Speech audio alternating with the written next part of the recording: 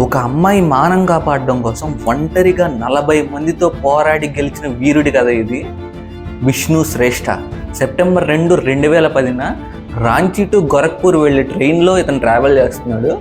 అర్ధరాత్రి 40 మంది దొంగలు ఈ ట్రైన్లో ఉన్న ప్యాసింజర్స్ మీద కత్తులతో అటాక్ చేసి వాళ్ళ దగ్గర ఉన్న డబ్బులు, నగలు, వస్తువులు అన్నీ లాక్కుంటున్నారు.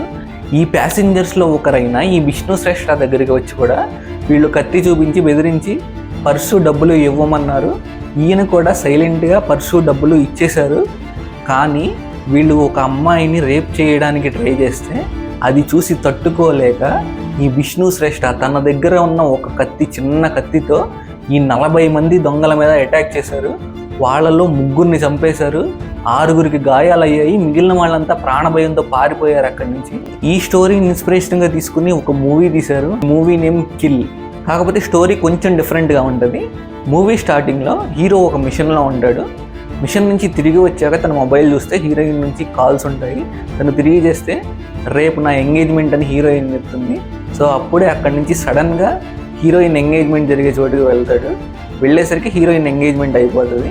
హీరోయిన్ అండ్ వాళ్ళ ఫ్యామిలీ ఆ ఎంగేజ్మెంట్ జరిగిన ప్లేస్ నుండి ఇంటికి రిటర్న్ అవ్వడానికి ట్రైన్లో ఎక్కుతారు. హీరో తన ఫ్రెండ్ ఇద్దరు కూడా సేమ్ ట్రైన్ ఎక్కుతారు. హీరో యాక్చువల్గా ఒక commando officer, Indian army commando officer. అయితే అర్ధరాత్రి 40 మంది దొంగలు కత్తులతో ప్యాసింజర్స్ మీద అటాక్ చేస్తారు. అటాక్ చేసి వాళ్ళ దగ్గర ఉన్న డబ్బు, నగలు, వస్తువులు అన్నీ దోచుకుంటూ ఉంటారు. వాళ్ళు ట్రైన్ ఆపడానికి కూడా వీలు లేకుండా ట్రైన్ చైన్ కట్ చేసేస్తారు. అయితే వీళ్ళు హీరో దగ్గరికి వచ్చినప్పుడు హీరో కూడా సైలెంట్గా తన దగ్గర ఉన్న పర్సు, డబ్బులు అన్నీ ఇచ్చేస్తాడు.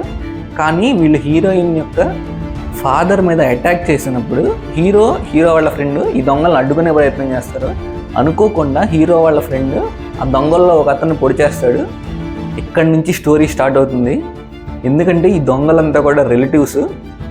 వాళ్ళు ఖచ్చితంగా పగ తీర్చుకుందామని చూస్తారు హీరో వాళ్ళ ఫ్రెండ్ మీద. ఇప్పటి వరకు కూడా హీరో ఆ దొంగల్ని కొడతాడు, తనని తను కాపాడుకుంటాడు తప్ప దొంగల్ని చంపడు, ఎవరిని కత్తులతో పొడవడు. కానీ ఒక ఇన్సిడెంట్ జరుగుతుంది, ఇదే సినిమాలో పెద్ద ట్విస్ట్. ఈ ట్విస్ట్ తర్వాత హీరో అతి కిరాతకంగా ఈ దొంగల్ని చంపడం మొదలు పెడతాడు. అప్పుడే ఆర్పిఎఫ్ వాళ్ళు కూడా లేచి వస్తారు. యాక్చువల్గా వీళ్ళని ఒక ట్రైన్ బోగిలో పెట్టి లాక్ చేసేస్తారు. వాళ్ళ లాక్ పగలబెట్టి బయటకు వస్తారు.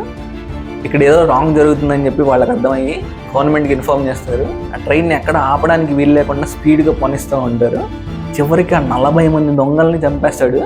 ట్రైన్ నెక్స్ట్ స్టేషన్ రీచ్ అయ్యేలోపు హీరో ఇలా అతి కిరాతకంగా చంపడం చూసి కొంతమంది దొంగలు భయంతో ట్రైన్ నుంచి దూకేసి చచ్చిపోతారు. సినిమా అయితే చాలా ఇంట్రెస్టింగ్గా ఉంటుంది అండ్ వెరీ ఇంటెన్స్గా ఉంటుంది. ఈ మూవీ డిస్నీ ప్లస్ హాట్స్టార్లో తెలుగు, హిందీ అండ్ తమిళ్లో అవైలబుల్గా ఉంది. ఖచ్చితంగా చూడండి. That's it guys. మీ ఈ వీడియో నచ్చితే లైక్ చేయండి, షేర్ చేయండి అండ్ సబ్స్క్రైబ్ చేయండి.